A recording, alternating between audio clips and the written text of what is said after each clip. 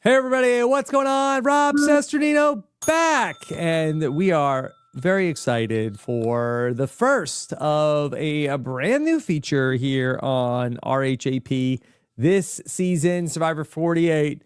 Gonna check in with an old school guest every single week. I've listened to the feedback. The listeners say, where are the old school guests? Well, there's one woman who has brought old school Survivor back to RHAP for quite some time. So I couldn't think of a better person to have on our first old school interview of the season. My great friend, Teresa T-Bird Cooper, living legend.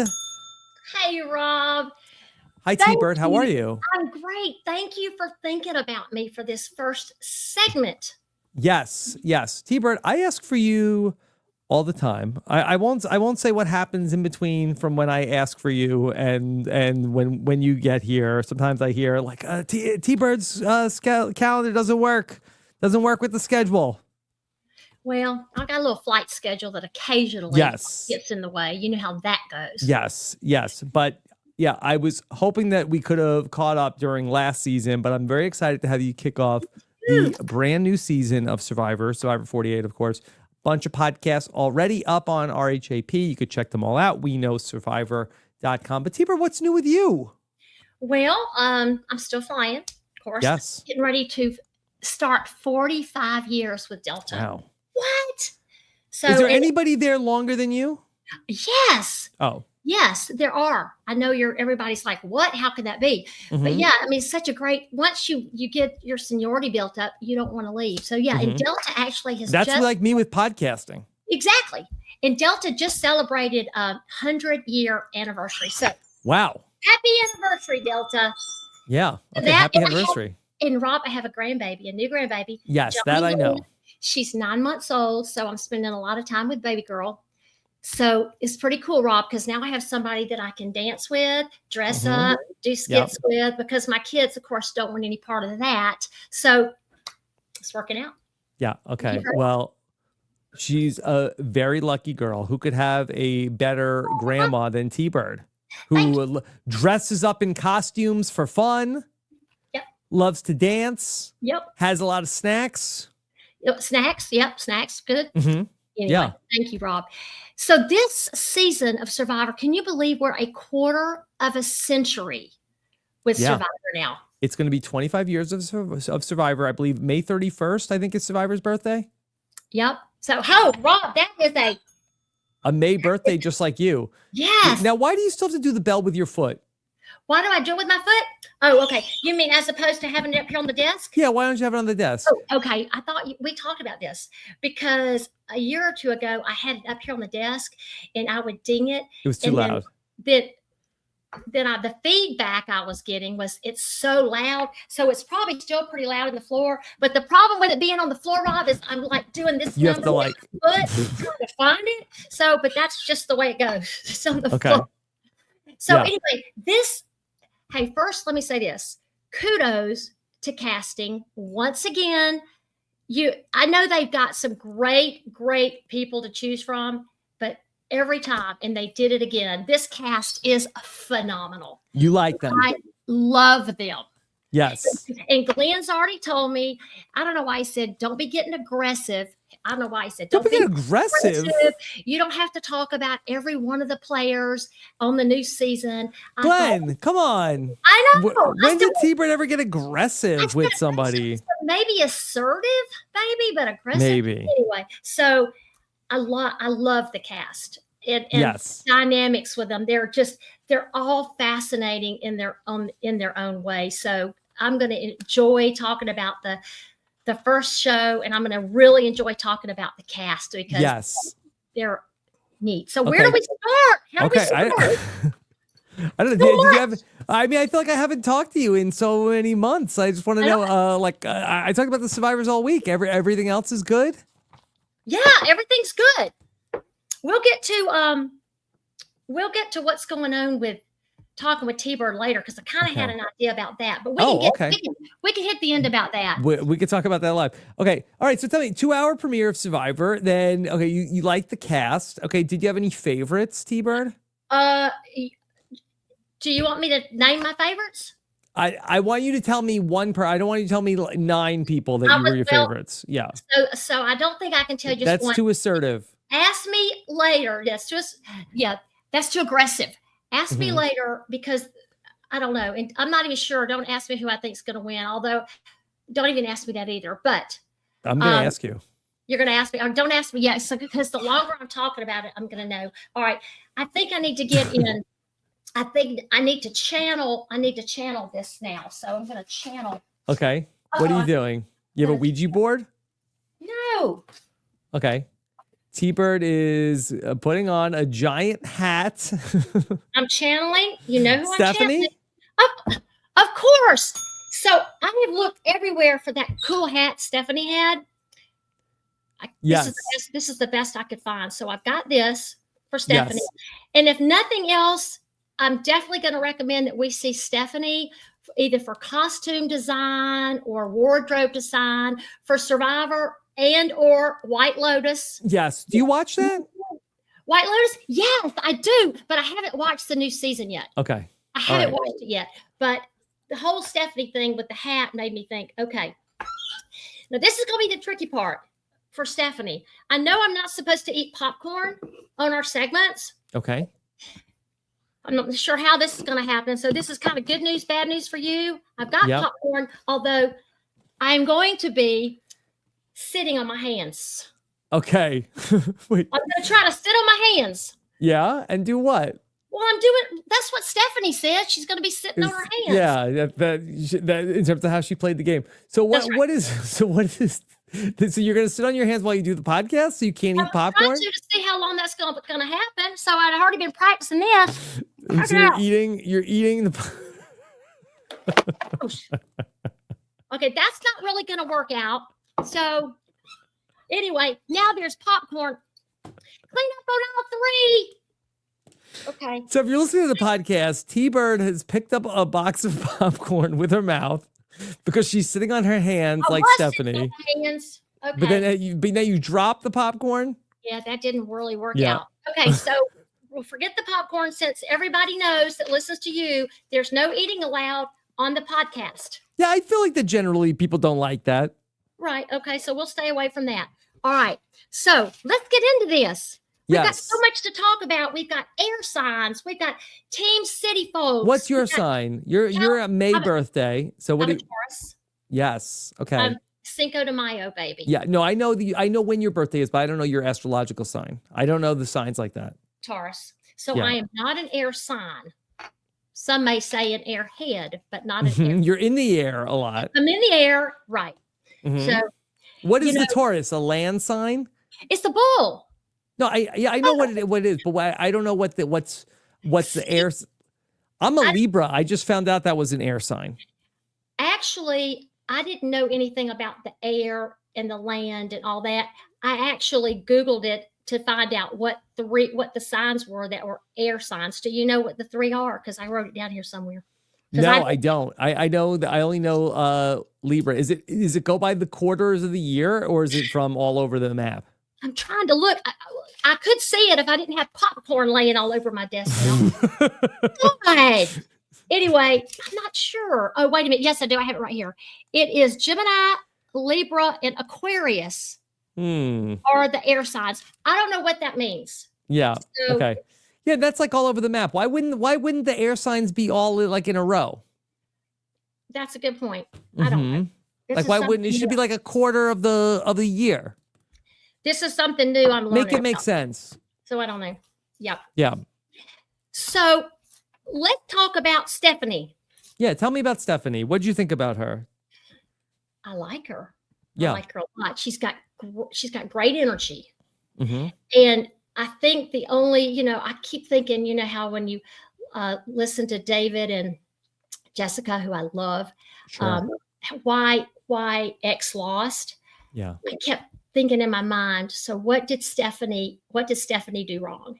Yeah. And I kept thinking about it and I thought, I think it was just bad luck because the game plays, especially the very first 3 days, is so fast. and it kind of, you can have a plan going out there, which clearly I think Stephanie did. But the game kind of plays around you. So, for example, in Africa, I had a plan. Mm-hmm. So when they dropped us off in the transport, all of a sudden, if people remember Africa, it was the mature players and the younger players. The younger players went off and, left the mature players back here in the back, which I ended up, I was left behind. Yep. Anyway, so it happened. I had nothing to do with it. The alliances were set. So even with Stephanie, I think she had the right idea going in. Social games, very important. Get to know people, learn about their moms, where you really actually care about knowing about their moms. Yep. And then from there, we saw Say, who, boots on the ground, took off playing the game really hard. And you can't blame Say for that either. I mean, she did a great job right off the bat, deciding when she was talking to Mary and Stephanie that they weren't playing fast enough for her. And from that point, she was off making her alliance with the three guys that quickly. And so I'm not sure that Stephanie could have done much different other than her shot in the dark working. So she played that. She gave that a chance. So other than just bad luck, I'm not sure what could have happened. But I'll tell you what. What? Even like Stephanie said to Jeff, it's got to be someone. Her attitude and her energy and her spirit, she just seemed to have such a great attitude about everything. Was just happy to be part of this amazing experience. So I think she's a really cool person. I think so too. I think you're right. I think she did get very unlucky. And if she was on one of the other tribes, certainly she has a chance to get her foot in the door. I think you're also right about, in terms of like, okay, I'm going to try to get to know people. I mean, I feel like that's sort of like more of the old school survivor mentality. Like, okay, I'm going to learn about these people and then I'm going to, make an alliance out of the people that I really vibe with.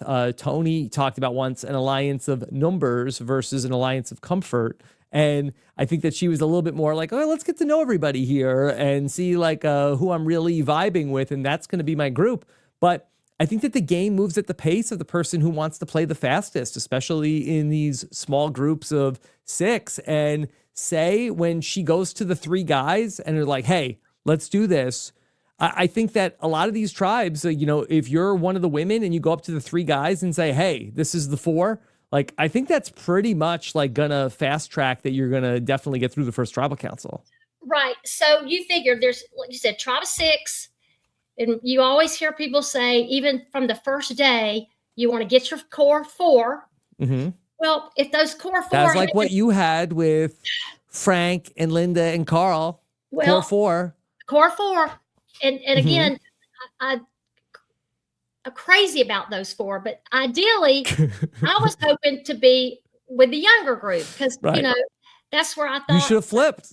Yeah. Well, anyway, so, wait, I got off what I was going to say. Sorry, T-Bird. I had to go. Yeah. Core 4. So, core 4. Mm-hmm. So if there's only 6 people out there and your 4 are lined up, you only got to have a 50-50 chance now. Yeah. You're one of the other 2. And so, Mary was smart to get with, was it Kevin. Kevin. Oh, I love Kevin. What a sweetheart. What a sweetheart. Anyway, Mary was smart enough to kind of get in with Kevin.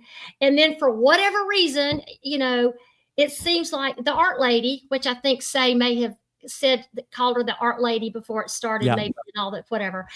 They weren't. She was painting at Ponderosa. Right. So again, Stephanie, the free spirit that she seems to be, doing something like that with somebody like Say, who's, focused on the game and focused, and not to say that Stephanie wasn't, but it was just in a different way, just in a completely different way. So anyway, I was going to say too, but imagine this, the same thing that Say did that worked for her, because she was smart enough to go to the 3 guys and say, I think we need to find an immunity idol. We need to find it. So she went to them and brought them into that, which was really smart. Yeah. Where we see on this other tribe with Star, how Star has gone out and feels like she needs to find an idol, but she didn't pull the other people in. What's that? Siva? No, that's not Siva. She's Logie.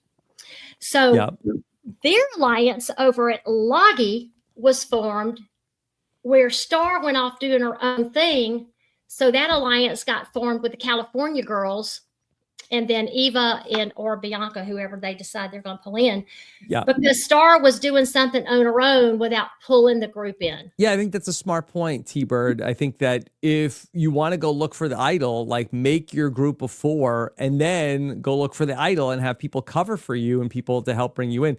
Don't be left out of the 4 or let the 4 get made because you're off looking for the idol where the 4 is made about, that we had this a little bit with Rome last season where from our perspective, it looked a little bit more like people were like, hey, what's Rome doing? But he kind of already had a 4. Right.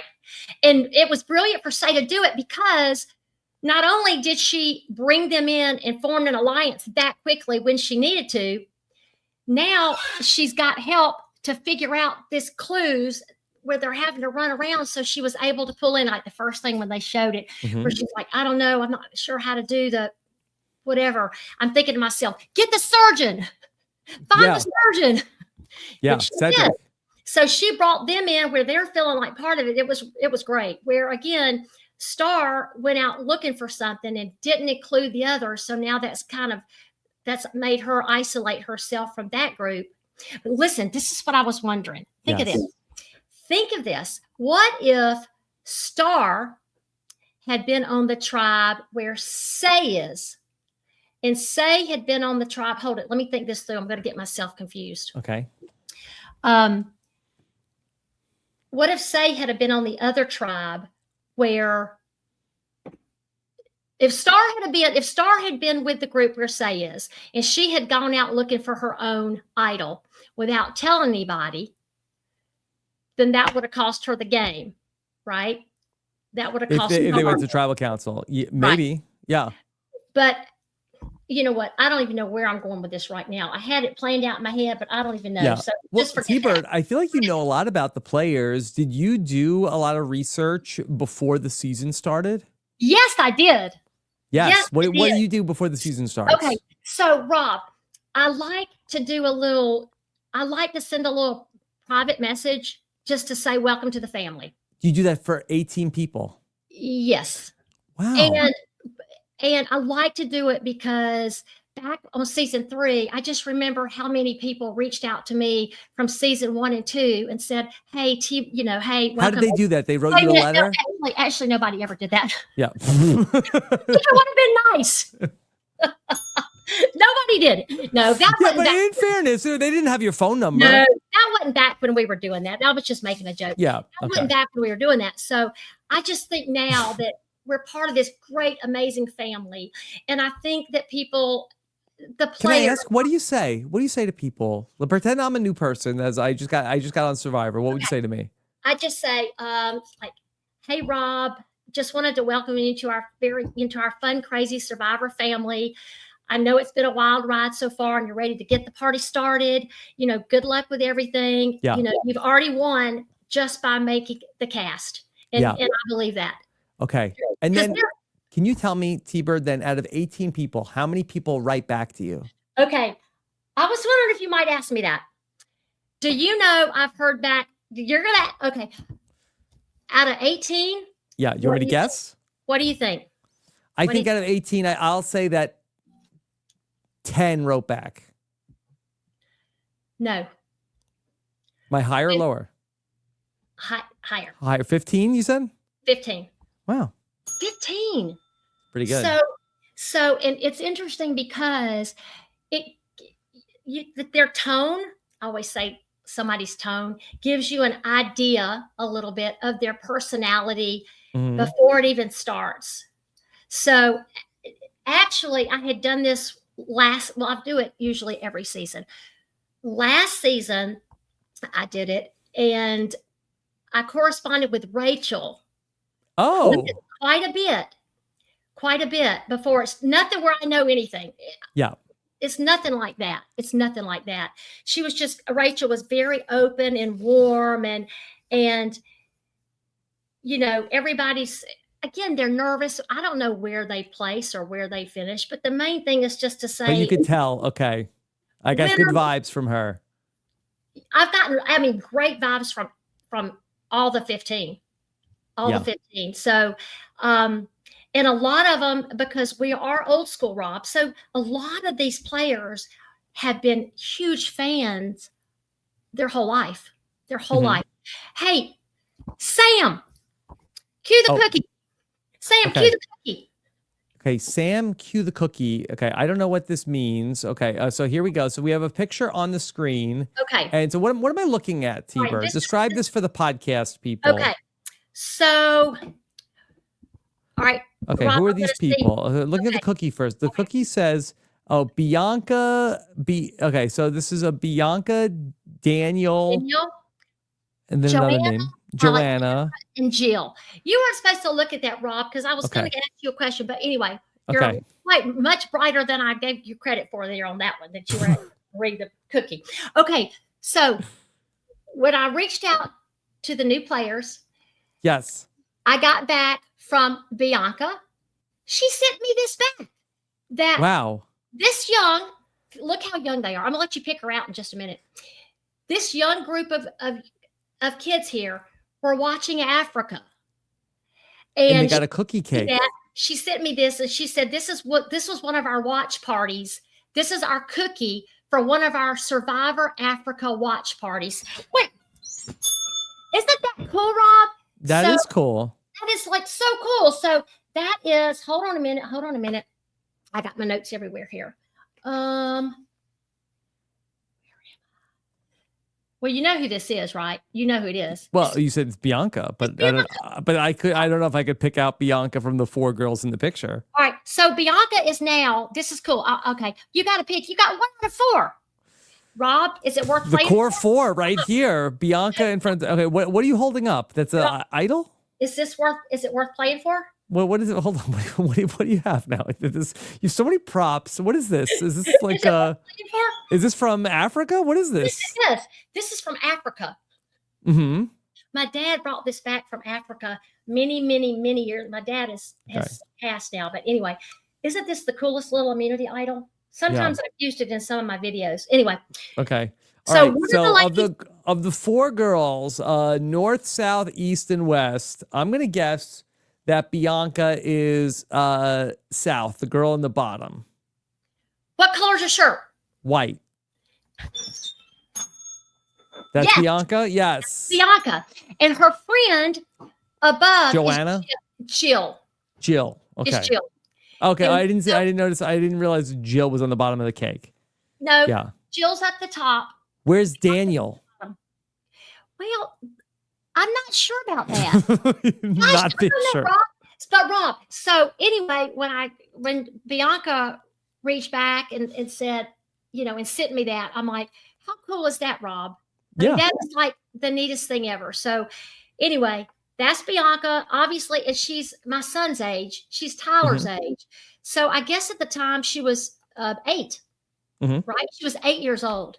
Yeah. So obviously been a fan since she's 8. So that's Bianca. That's my connection with Bianca, who I think is an absolute doll baby. So that's that with Bianca. So who do I like? Oh my gosh, I like so many. So another connection, we've got a connection. You and I have a connection with one of these players. We do?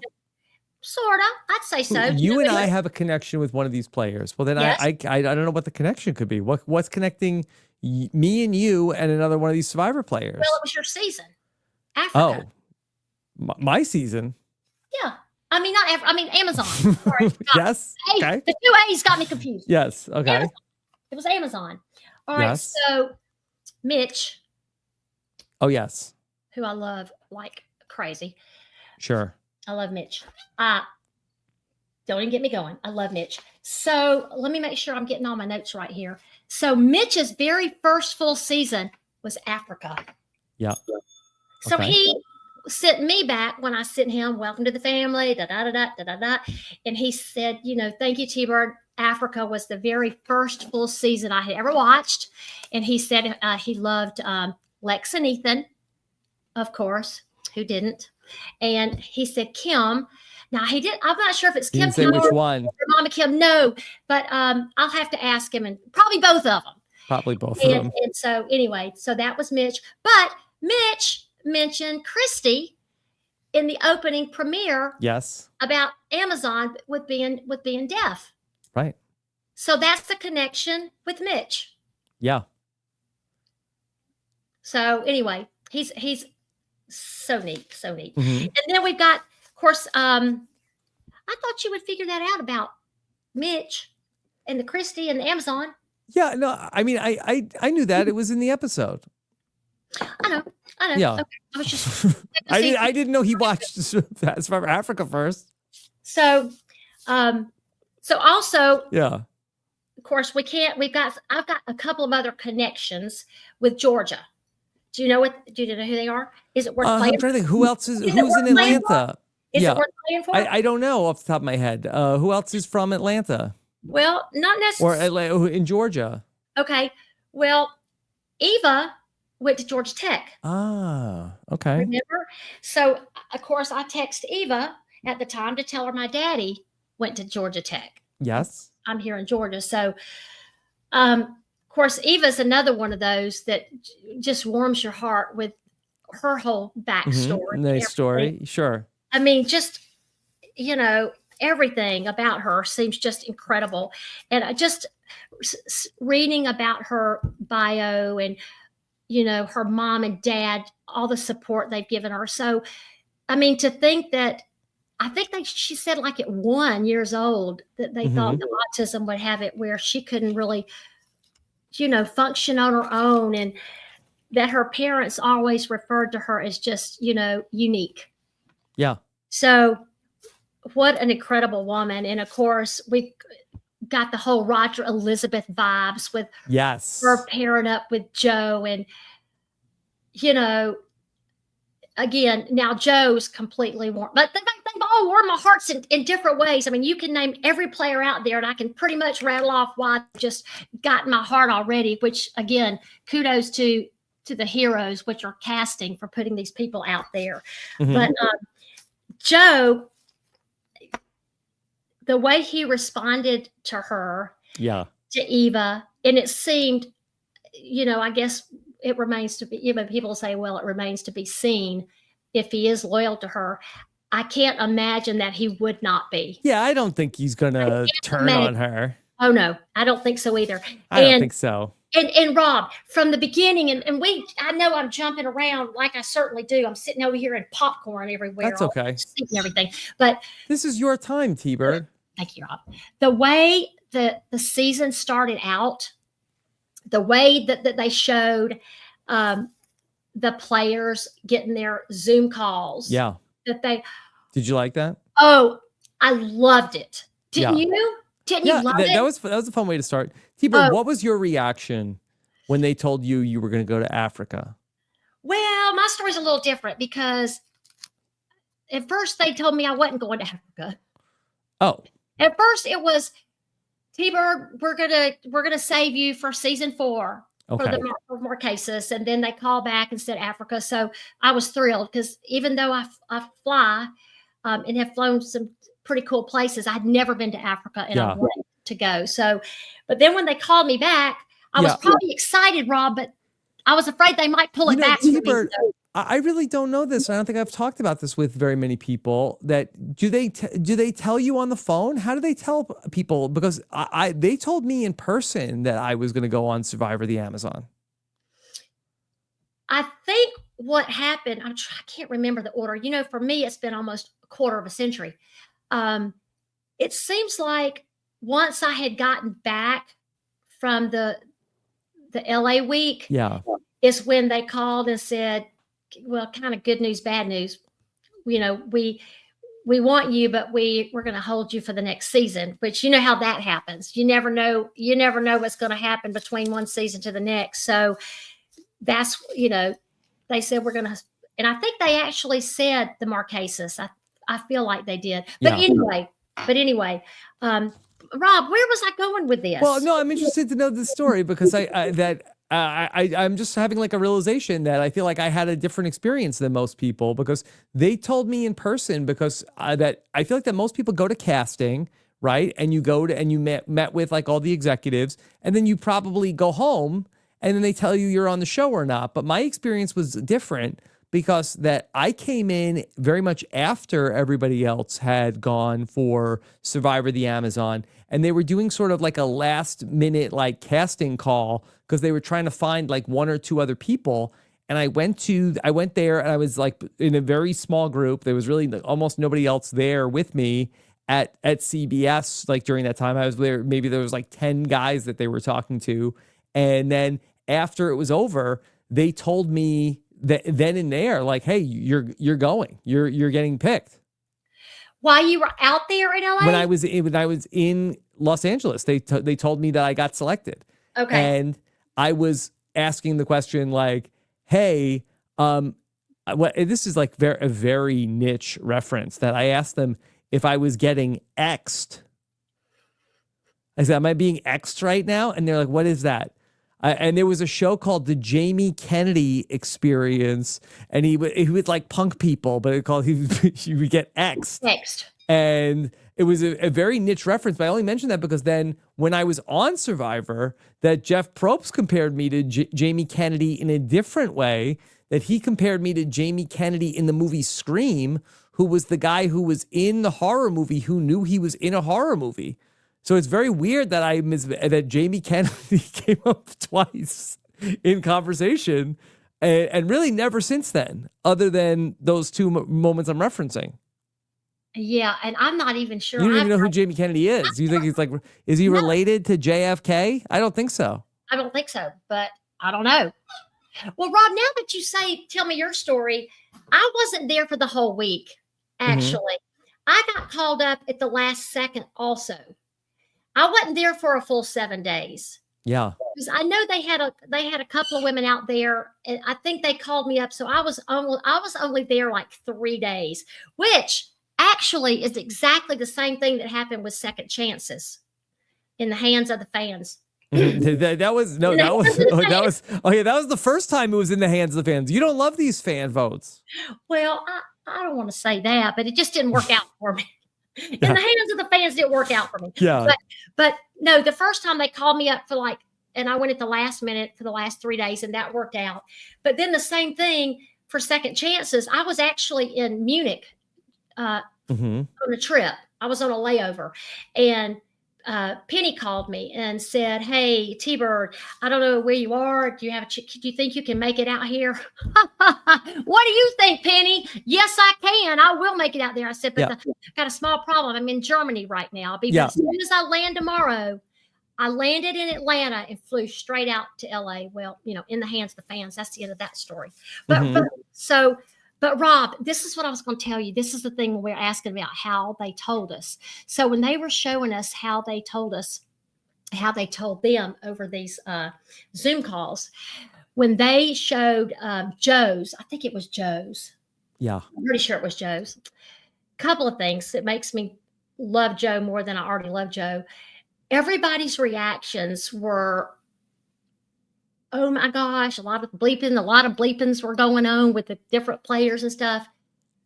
But Joe's comment, it almost makes me a little emotional, but I'm not going to get that way.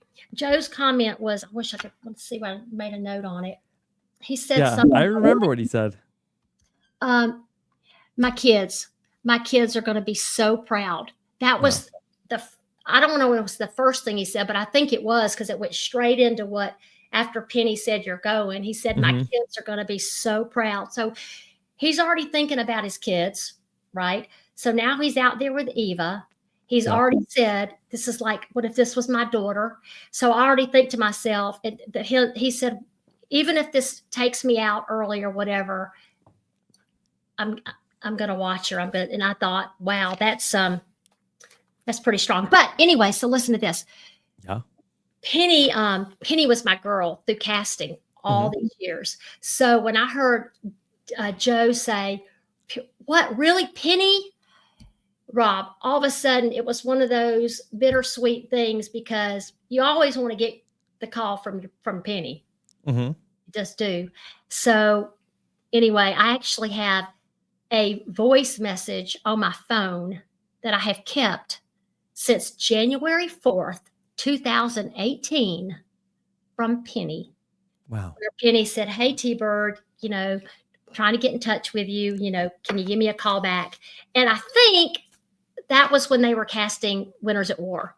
Would that have been right, Rob? 2018? Yeah, I think that they were, because they played in 2019. Okay, so I know they reached out, and I don't give anybody the wrong impression. I reached out to a lot of people.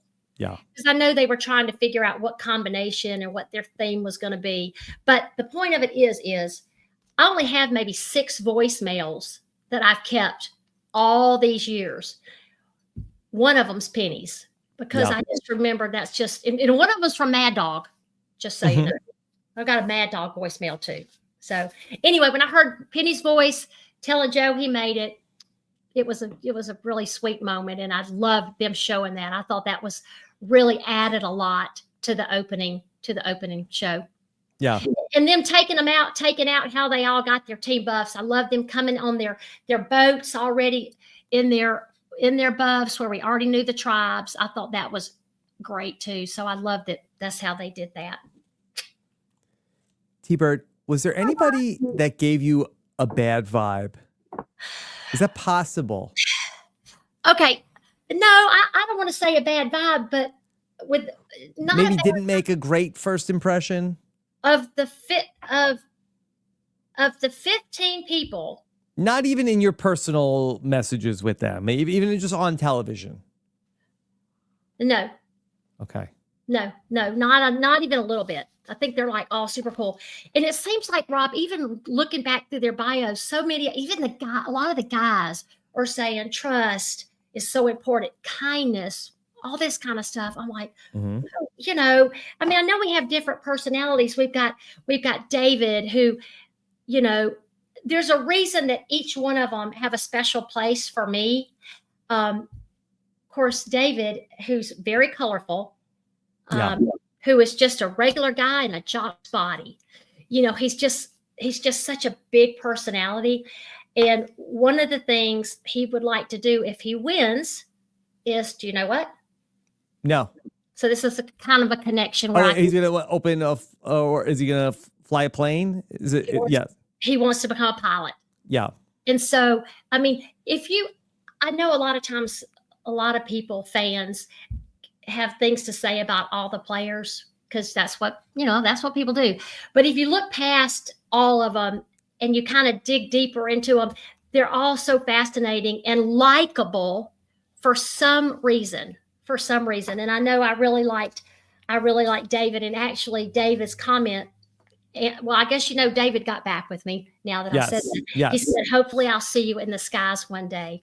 So, of course, you can't. How do you keep from pulling for somebody like that when he wants to go into the aviation field? So he's another guy that I really liked. And so let's talk about this. I liked how he did his little game out there. Yes. Favorite movie? What kind of car do you drive, and how do you like your steak? Now, you probably discussed this last week's show with so many people. A few. So I don't know what yours are. Yeah. But you don't know what mine are. So for people that may not have watched those other ones, okay. What are yours? All right. So I drive a Hyundai Kona. Okay. Should I take that? If you want to. It's a small SUV. Okay. My favorite movie is Back to the Future. Okay. And I like my steak medium rare. Okay. So that's pretty normal. I wouldn't say that's not psych. I don't think the steak question I feel like is not super informative. I don't feel like I'm learning unless somebody is like, I like my steak like completely raw or burnt to a crisp. Other than those two extremes, right. I don't think we're learning a lot from the steak question. Right. Okay. Yeah, I think unless it's extreme, which okay. So for me, I have a little T-bird. Yeah. Oh, nice. I have a little, and I've had it. That's another story too. Okay. But that's not how you got your name. Well, no, I got my name back in college. Yeah. Back in college, I got T-bird. But how does everything relate to Survivor? Because actually, this relates to Survivor. Yeah. I got called for All Stars. Yep. Back in the day. Now, they were really great because they said, T-bird, if Tina goes back, you won't be going. Right off the first phone call, which I appreciated that. Because, Rob, when you get that call from They Penny, always do that. Yeah. you want it, hey, now your mind's going, you're going, you want to go. So anyway, Penny, they told me if Tina goes, you won't be going. And I pretty much knew that she would be going. But anyway, one of the forms and all the stuff I filled out, it said, if you won $1 million, what would you buy yourself? Unselfish. Selfish. How does it go? Not something that you have to have, just something that right. Okay. Whatever that is, something that you treat yourself for. If you win the $1 million, you have to spend it on yourself. And I thought, I want to get a T-bird. That's what I want to get. Yeah. Well, guess what? I put it on the form, I sent it off, and they cast Tina. I didn't get to play that season. But I thought to myself, by golly, I didn't get to play, but I'm gonna treat myself to a T-bird. So I have a T-bird. And then the same one from 2004? Still have it. Yep. Wow. I think it was the last year they made that little T-bird. And I still have it. Yeah. Yeah. And then. And it still runs? Yes. Yeah. Of course it still runs. Like you. Absolutely. So anyway, steak, rare. Not even medium rare. David, no, rare. I think David liked his rare. Rare. And my favorite movie, I've got two, but I'll just say the one. What is it? My Cousin Vinny. Oh, I would not have guessed that. Cousin Vinny. Are you kidding me? That is a classic. And I don't care how many times you watch it, you're always going to laugh at something different. It's great. My Cousin Vinny. Okay. So, what's the other one? Well, Wizard of Oz, but everybody, that's kind of everybody's. That's big. That's big. That's big. But I have to say, because a prequel just came out. Did you know about Wicked? Yeah. I heard about it. Not a lot of people knew about that. Yeah. I did hear about that. So so those are my three. So, but that was a fun part of David to share that. And then we got to see, now we'll talk about two others. Okay. Camilla. Yes. Camilla and Kyle. Kyle. Who, guess what? I love. Yes. I liked Kyle when he went over with Kevin. I already liked Kevin, and Kevin's little message to me from the beginning. Oh, we already know. If you're counting, we're going to know the 15 people that I talked to. Oh, you asked me if there's anybody I got a negative vibe about. I hadn't really answered that question yet. None of the 15 I got a negative vibe from. But the three that didn't. No, well, no, I don't want to say that. I might be giving myself away. I have to be careful what I'm saying here. Why? Anyway, Kevin is adorable. And even Kevin mentioned something about being like a little guy and he's not sure how it's going to play out. This is before the season started. And of course, the opening, he was amazing. He's got an injury. And then all of a sudden they're trying to decide who they're going to send off.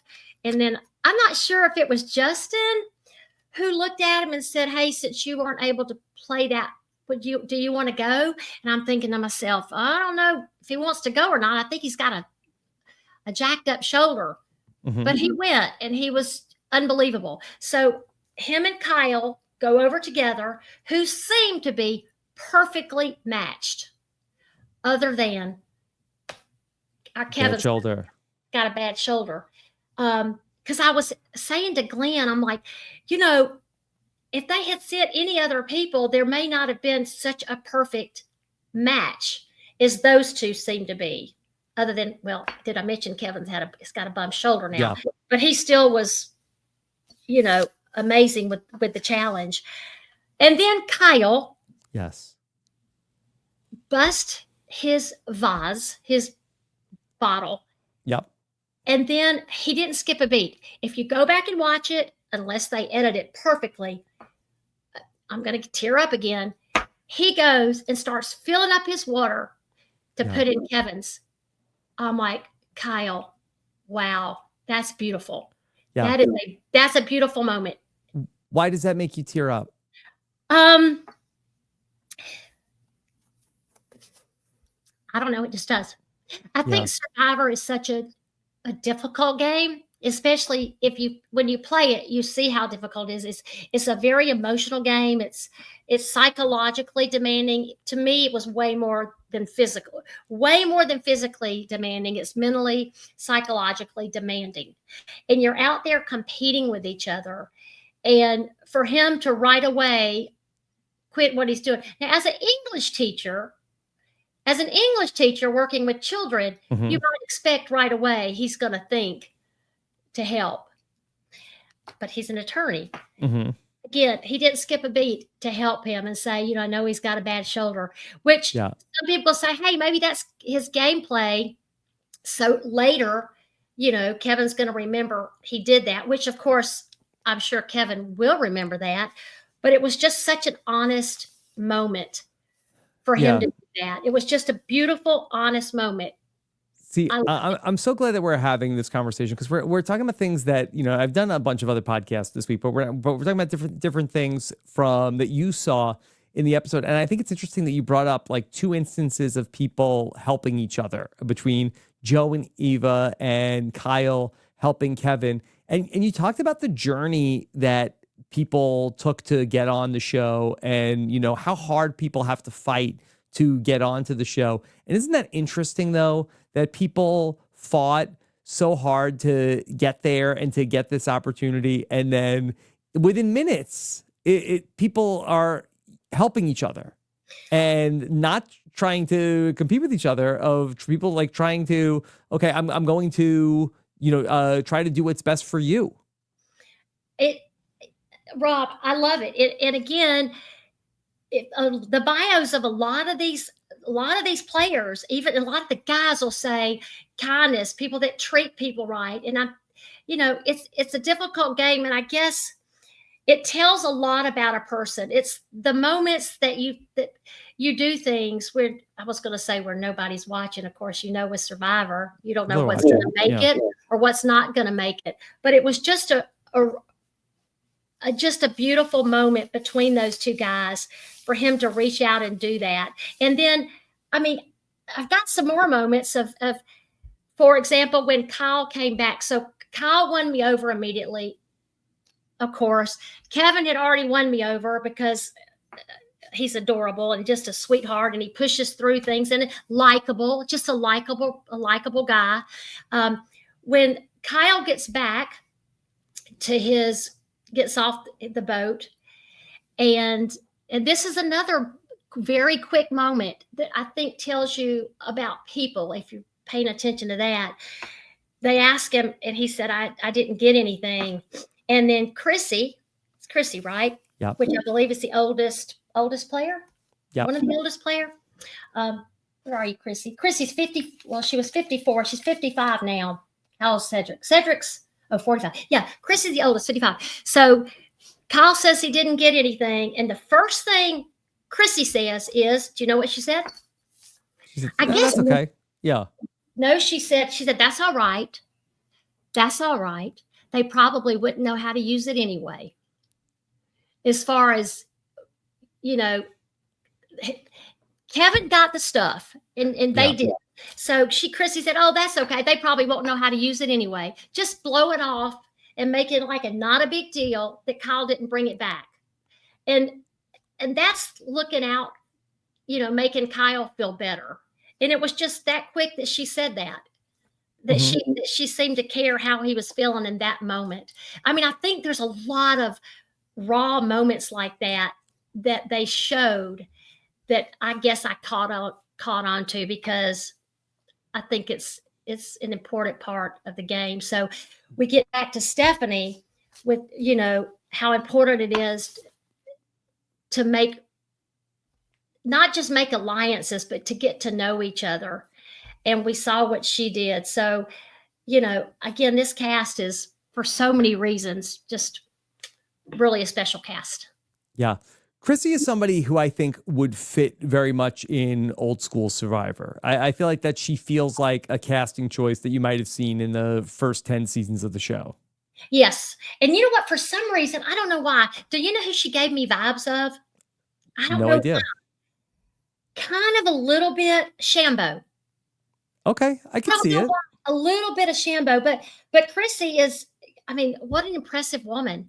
She dropped out of high school, raised her son by herself, and I don't know how many times she applied. I mean, I think she's a paramedic and a firefighter. I mean, she's just very accomplished. And for her to be out there at 55, I mean, I like her.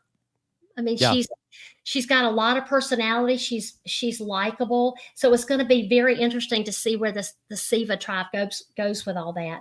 I know I'm going to leave somebody out. David, okay. Oh, Camilla. So Camilla and Kyle bond over holes. That's what I was going to tell you, how these alliances have formed on these 3 different tribes so differently. All 3. Okay. So Loggy forms because Star goes off to do her own thing. So those other 4 / whoever they pull in form. And then Say's alliance forms because she's looking for the idol. So she's trying to pull in 3 others. Now that alliance is formed. On the other tribe at Siva, we see a 4 alliance formed because, tell me. Camilla told Kyle that Charity was asking about if he had an advantage. Right. So Camilla said her alliance was formed over mistrust of, I always want Charity. to call it, over Charity. So how interesting that each alliance on every tribe completely different. So the bond that Camilla, of course, I already like Kyle. I liked Kyle when he was helping with the water, when he was helping my Kevin. And so when I hear Charity talking about Kyle, I'm like, whoa, hold up a minute. We need to talk about this. We need to talk about this because you didn't see him over there helping Kevin with the bum shoulder. And then that Camilla, who seems like a complete sweetheart, is a complete sweetheart. All of a sudden, I didn't see this coming for Camilla, and I have to look down here at what she said. The sweet Camilla was talking about throwing Charity under the bus. And not only is she throwing her under the bus, she's actually been reversing the bus and running over and over and over her again. I'm like, Camilla, girl. But it just didn't seem like it would come out of her mouth for her to say that. And so I really like her. And of course, I like Kyle a lot too. Like Mitch. Well, I want to ask you about Charity, though. Because that Charity, your fellow flight attendant. Yes. Okay. So, Rob, Charity, yes, Charity's a flight attendant. So I'm looking forward to seeing how her game plays out. And I was really. Do we know what airline she flies for? I had to do a lot of research with that. Yes. I've not heard back from Charity yet. Okay. There's one. Oh, she's one of the 3. There's my one. Your colleague. I know. I mean, so Rob, I know there's a reason if people don't want to reach back out. I get it. Yeah. I guess because I assumed, not only we are in this Survivor family, we do the same job. We're in the same profession. We're in the same profession. So I figured, hey, I'm also a flight attendant, I work here. Who do you work for and all that? Well, I didn't hear back from her. So I did a little research and I believe she works for Spirit. Okay. Because in one of her promo pictures that she had out there, she's got her uniform on. So I had to phone a friend and say, hey, this uniform, who is this? So I believe she works for Spirit. I don't know because I haven't talked to her yet. And then I expected that Charity, and maybe not fair for me to expect this, would be, all over the place with the chit chatting. And I don't know, of course, editing does what they do and they're good at that. But then they showed her like sleeping under a tree with something over her face. And I thought, that's not what I expected to see from our flight attendant. I thought she'd be, but again, maybe that was just something that they had. It's early. It's early. It's early. So Yeah. anyway, I don't know what's going to happen there, but I do know there's an alliance of 4 going over there, and I don't think she's into it in that alliance. But I'll tell you what, she's impressive too. Not because she's a flight attendant, although she lost 100 pounds. Yeah. What? And she's a fitness. I mean, she's pretty big on Instagram. So, she's got a lot of followers because she's a fitness coach. So I know she's helping a lot of people and doing a lot of good work out there. So yeah. How come Mitch isn't in that alliance of 4? you know what? That's a good question. I was really surprised that I didn't see as much of Mitch as I would have expected. I don't know why. Not only was he not in that alliance, I just thought I would have seen more of Mitch. Let me tell you how cool Mitch is. Not only he started watching with the first season of Africa, he loves endurance sports, something I learned about him, and he just started running. If you're a runner, if you happen to know anybody that likes to run, he's an endurance runner, and he started running, I think he said like 2 years ago, where he went from like half marathon to things like that. So he's obviously not just a PE coach, but a PE coach that sounds like he's in good shape. So tell me about your running. How much running do you do? I know you run on the treadmill. I run on the treadmill more now. Well, we live down here in the country on these country roads. So as far as probably safety, it's better that I probably stay in the house or in my little gym that I've got here. So yeah, run is my therapy. It's my, Do you run marathons? I used to, I hadn't done that in a while now. Why? You have an injury or you don't like to? No, it takes a lot of training. And it's kind of one of those things, Rob, where, once you do it, I've run 3 marathons. I ran Atlanta twice and New York once. It was great. It was great. Just a lot of training. So anyway. Yeah. You've been there, done that. Yeah. I mean, but I love that about Mitch. I think Mitch is just a fascinating guy. And to have him out there on this season, and it's going to be really interesting. I actually saw for next week, which you probably have already seen, like a little clip of Jeff talking to Mitch when he brings them in, I guess, for whether it's the reward or the community challenge. I haven't seen this clip. And I just actually saw it late this afternoon. And Jeff asked Mitch a question, and Mitch has takes him a little while to get his thoughts out. And Jeff was very polite, and he said, Mitch, let me ask you. He goes, when this happens, would you rather, this is a great question, Jeff. It's a great question he asked him.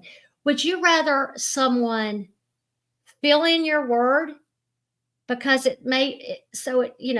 or would you rather them wait for you to get out what you're trying to say? That's a great question.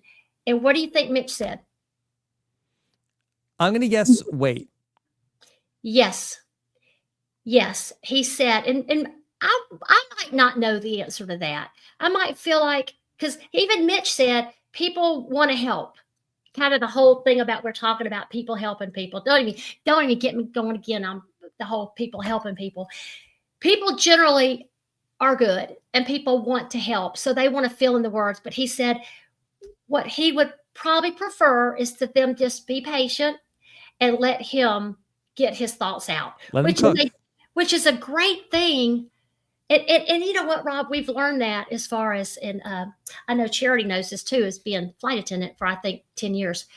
That's one of the things we learn at training with people that need assistance, because I'm one of those that always want to help, jump out. I want to help. But even with the people on our aircraft that may need assistance, let them ask you. Let them ask you for assistance. And it makes sense as opposed to jumping in. And so it's all good intentions. It's just, what you learn. So, I think Mitch is going to show us a lot. And I think he's going to teach us a lot. So that he's out. Hold on. That he's out there is very, very cool. Mm-hmm. Okay. Have we talked about all of them? I think we have. Remember what Glenn said. You can't be talking about every single person out there. Well, what else would you do, Glenn? I don't know what. I know. Yeah. He's like, so anyway. All right, Mary. With all due respect to Glenn, leave the podcasting to us. Yeah, baby, come on. Hey, I gotta be careful because he's my tech guy. Yeah, okay. Well, yeah, I always say that Glenn is my angel with producing Talking with T-Bird. Oh, he's wonderful. He's great. Mm-hmm. So anyway, we're back over here to Vula. Oh, I know what I want to ask you. Yeah. Talk to you about. Sam, are you asleep? Sam, wake up. I need you, man. I need you, Sam. Put this on the soundboard. Vula, I need my okay. So as soon as we're watching this episode, I looked over at Glenn. I'm like, oh my God, Glenn, did you know who he looks exactly like? Who? Cue the picture, Sam. Okay. I love Sam. Look, who does this look? I looked at Glenn. I'm like, Glenn, do you know who that looks like? Do you know who that is, Rob? Is that RuPaul? Yeah. Yeah. That looks like Cedric. Tell me it doesn't. Hey, Rob, why are you laughing? Hey, man, I have to see without the mustache. This is what I asked Sam. Wait, look. I could see it. So I asked Sam, who everybody I'm sure listening to this knows who Sam is. He's your right hand, your left hand, and everything. I'm like, Sam, this is what I need you to do. Don't tell Rob what we're doing, but I need you to put a picture of Cedric, and right beside him, I need you to put the picture of RuPaul right beside him. Once we just establish this, he said, T-Bird, I can't do that. I'm like, what do you mean you can't do that? You can do that. He goes, no, I can't. Why are you laughing, Rob?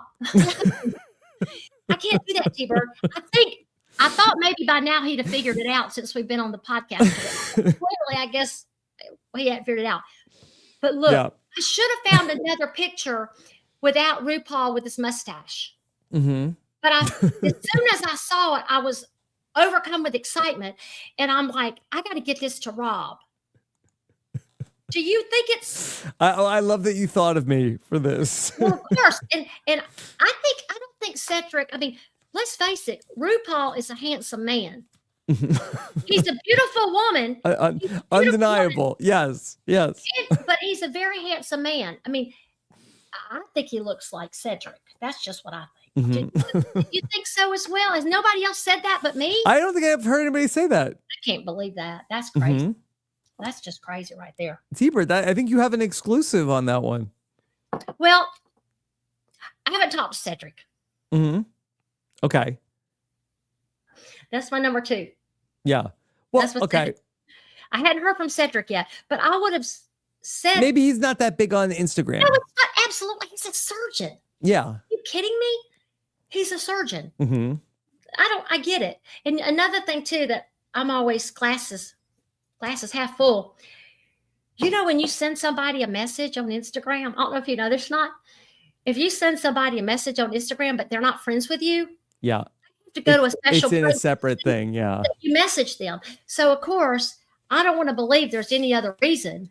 Sometimes, like, you know what? I have the messages from the people I'm friends with, and sometimes I'll look at the other thing, I'm like, oh my God, I can't believe. Oh, there was this message. There was this message. Yeah. So give it some time. No, absolutely. And I think too sometimes they're not used to being famous yet. These people. No, and I would have said to Cedric, and I will at some point. I hope he's 20 years. Cedric's 45 and RuPaul's 64. RuPaul looks good, but I think it's a compliment. I think he looks a lot like what I do. I think he looks a lot like him. I'm interested to see how the fans react to that. If they feel like there's a connection. All right, Mary's adorable. I love that Mary got the fire started, and she was so easy. She did. It was so easy. But then when she said whatever she said that she got bleeped out, she's another one like Camilla, who you just don't expect to say anything except sweetness. And it's kind of like when Camilla kept, over and over and over the bus, you just didn't expect it. Yeah. The same thing was with Mary. Mary had to get bleeped when Stephanie got voted out. Yeah. Mm-hmm. So Mary's a sweetheart, and I Did love. they have to bleep you at all on Survivor, T-Bird? No. Okay. No. Did they have to bleep you? Yes, I think so. They did. I think they had to bleep me when I got voted out on Survivor All Stars. Oh, For sure. I get it. Yeah. Mm-hmm. Well, that was a terrible injustice. I should have never. Yes, definitely for that. Yeah, but I'm glad you didn't have any potty mouth on Survivor No, Africa. I didn't. But Mary, little Mary, who, she's a substance abuse counselor. How fascinating is that? I mean, that fascinates me. That kind of work. So I think she's gonna, and I love that her and Kevin have pulled together. So Kevin's sitting in a pretty good position. Yeah, he's in a good place with his alliance, and then he's got Mary there. T-Bird, that we haven't really talked too much about Say in terms of how you think that things are going to go for her now.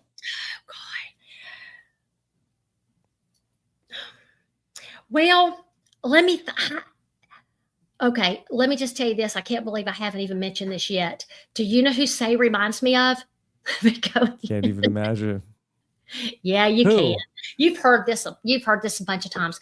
As soon as they showed her, and I love this girl so much, and I've already told the emotional story about how much what I witnessed her do, her act of kindness, which I know she does all the time because that's who she is. Marianne. She talked a lot about Marianne in her preseason interviews. Oh my gosh, Marianne is an angel. What did Marianne do in Survivor? Yeah, she did it. She did it when nobody was watching except for me, down here in Atlanta. Oh. When I first met her at Ron Clark Academy, which Yes. I'll talk to you about that too later. Okay. I hope we're going to see you this spring at Ron Clark Academy. Okay. We'll talk about that later. Anyway, so I met Marianne at Ron Clark Academy, but I don't know if you can remember, but I think I did a podcast with you during that season, and I was in love with her from the beginning, right from the beginning. I was at Erica. Same thing with Erica. For whatever reason, I just gravitated to both of them. But Marianne, I loved her. When we were at Ron Clark Academy, this is like an emotional podcast for me for some reason, Rob, talking about all these people doing such beautiful. Well, we usually don't get to hear you talk so much. We usually have to hear the guests so much. Well, that's a good point. Okay, so there is a guy. Northy. Northy is a big Survivor fan. He is deaf, and he's actually reached out to me before about the podcast, that he wishes there was a way that he could have the functions or whatever to listen to the podcast. But he was at Ron Clark Academy. He lives down here in Atlanta. He's deaf and he signs. He wanted to meet Marianne. And Marianne now was extremely popular because I think when she was down here, she had already won. She was already big. Everybody loved her. And she was being pulled in every direction. And the show was getting ready to start, in the auditorium on the big screen. So she had to hurry and get in her seat. And I said, Marianne, I didn't know when other time to try to grab her because the place had so many people. So I just said, Marianne, I know you're so busy. Can you just come right here and meet this guy? He was basically the only one still in the lobby. She stopped what she was doing, and for that moment, he was the only one in the building.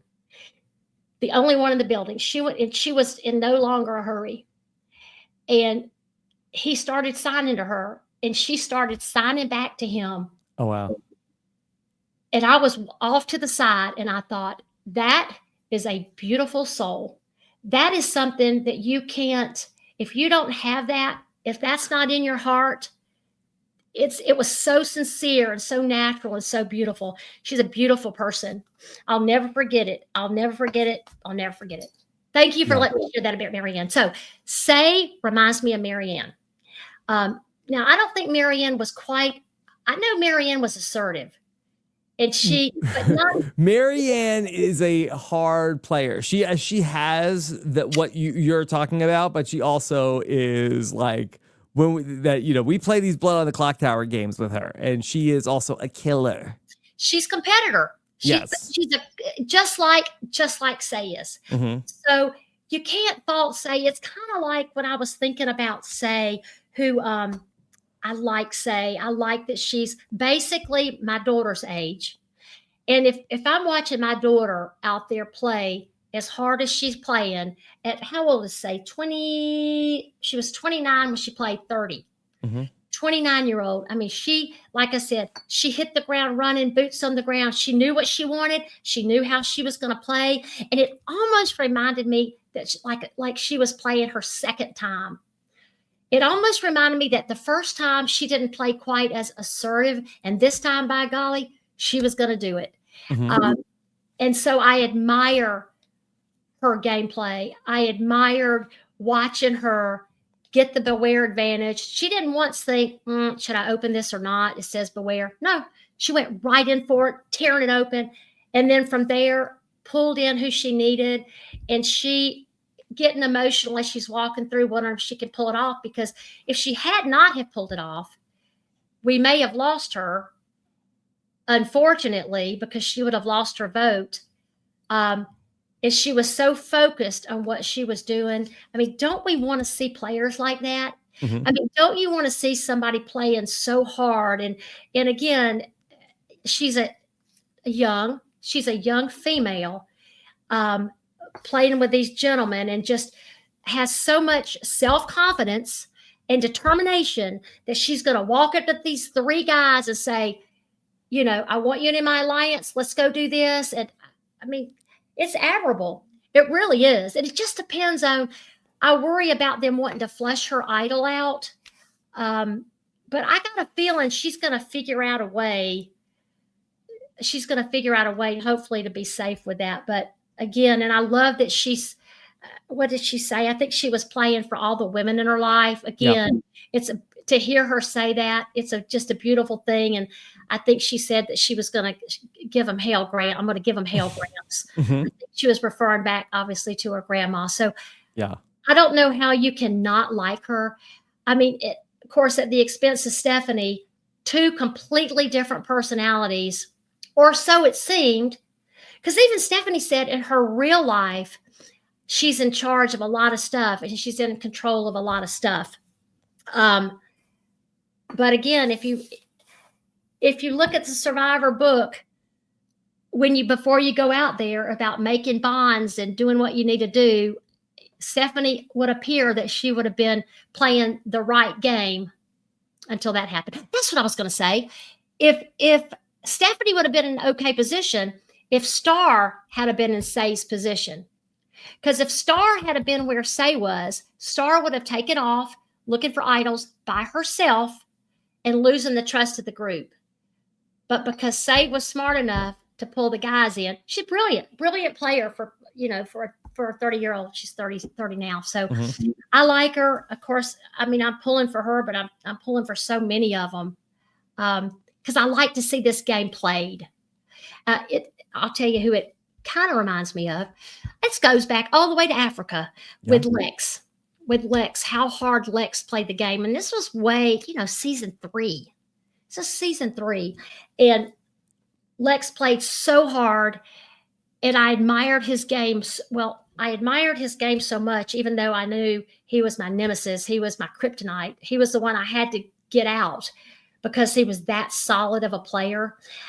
Ethan played behind him, who everybody loves Ethan, including myself. I like to see a player that goes out and plays the game so hard, just like Lex did, but it cost Lex the game. And so because Ethan was playing behind him, he was able to walk right up and take it. Of course, because Ethan was smart enough to know he had Mama Kim as his duo. We've got, like I said, a duo. So he had her in his back pocket. So I'm wondering if Say might be one of those playing so hard up front like my guy Lex. And Say, if you happen to be listening to this, for me to compare you to Lex is a huge compliment. Because he's quite a player. We really haven't, in the new era, had a Lex win the game. The winners have been more Ethans than Lexes in the 7 seasons that we've seen. And in different versions, different variations, Rachel had to win out. In early on, she was a little bit more under the radar. But for the most part, we haven't seen somebody really just take the game from the, take the reins of the game, from the jump, and then, get it all the way to the end. Right. And to see Say do that, and I reference her age because, again, playing at 29 years old against a lot of these more mature players, and for her to for her to know exactly what she's doing, what her journey, what her adventure is going to be, I would much rather see a player like that play. Let's see. I don't know if I'm going to say it like that.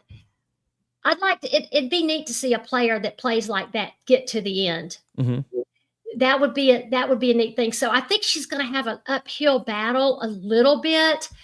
But hey, listen, I'm not counting Say out at all because she'll figure out something. And anyway, I like her. So Say, I hope you like that I compared you to Lex, because I think so much respect for Lex. You have no idea. So yeah. Well, you played with Lex. Well, I was in the same country as Lex. I was a few times. I did see him a couple times. Okay. A couple. I saw him like briefly. Okay. In Panama. Okay. Mm-hmm. Well, another. Yes. Georgia connection. I mentioned Star. Yes. I have talked to Star. Okay, we're limited to narrowing it down to the 3 I hadn't talked to. She lives in Augusta, Georgia. Yeah. She lives right down the street from me. I think she said it was like a couple of hours from here. So hopefully I'll get the chance to meet Star, and I hope she stays in the game a while. I mean, she's cool too. She's, I hope we get to see her again. It's interesting how you see somebody like Say take off, and they're kind of close in age. Well, they are very close in age. Star's 27 when she played, and Say's 29. How they both knew to go for idols, except one asked for help and one didn't. So anyway, Star's here in Georgia, so I hope to get a chance to meet her. She seems like a delight, an absolute delight. We hadn't talked about Thomas. Yes. What a sweetheart. One of the California girls. And Shaheen. Do you like that alliance name?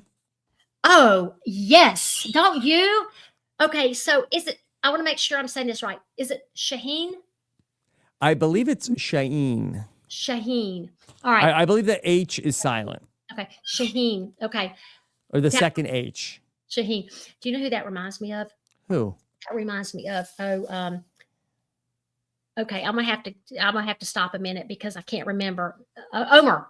I was calling Omar. It's Omar. Omar. It's spelled like Omar, but it's pronounced Omer. Now, I love Omar. I love him. Him and Marianne, I love them. I love them. I met them at the same time together. Anyway, Omer. So he's one of those that I would always call him the wrong name till I ask him. He goes, it's Omer. Anyway, Shaheen. He was telling me, I actually heard back from Shaheen. What a great guy. He's got great energy. And he said that the whole Survivor experience, and again, here we go with some more beautiful things. It's brought him and his mom closer together. Now, that is beautiful. That is beautiful. I know for me, my mom is the reason that I applied. She kept telling me to watch this show, that I will love it. And of course, she was right. But I love the fact that that's brought him and his mom close together, because Survivor will do that. It will pull people together.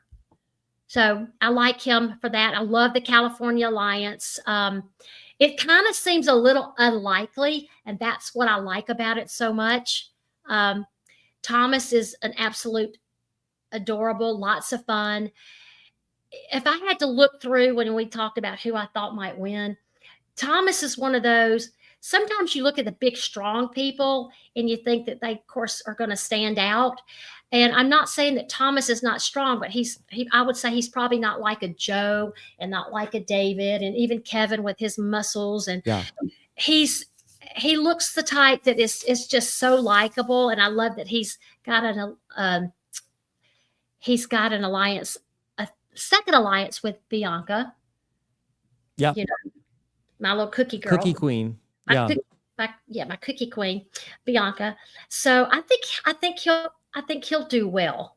So I do like that. It's going to be interesting with this Loggy tribe to see who these guys decide to pull in for their number 4, Eva or Bianca. Because Thomas is thinking Bianca, but we know Joe and Eva.